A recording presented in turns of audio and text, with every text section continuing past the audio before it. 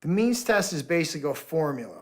It's a formula that was created with the Bankruptcy Abuse and Consumer Protection Act of 2005, which is a piece of legislation that we can thank Congress for. Not particularly helpful for people who are filing bankruptcy, because what it really does is it forces people who in the past, prior to 2005, might have otherwise qualified for the Chapter 7 and wiped out their debts. Now they're required to pay some of the debt back under a Chapter 13. The way it works is they establish what's known as the median income.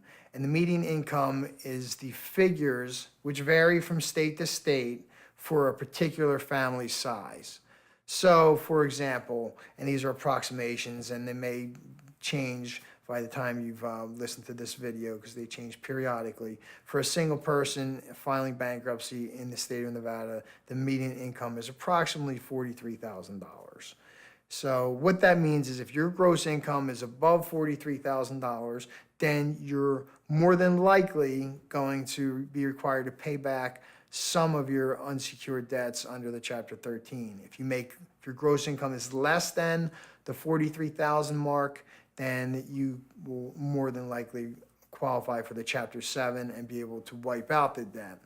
Now, the way it's calculated is based on a 6-month period. So when the bankruptcy case is filed, the bankruptcy court trustee is going to look at your 6 months prior to the filing of the bankruptcy, and they're going to take your average income per month. And they're going to compare that with the annual figures, the 43,000. If we use rough numbers and break that in half for a 6-month period, they're going to look and see if you grossed more than $21,500 during that immediate 6 months prior to filing. Now, if you go up to a 2-person household, then it goes to approximately 57. 3 people, 60. 4 people, roughly 68. So you get the basic idea. The bigger the family size, the higher the income requirements before you're required to pay back debts under the Chapter 13.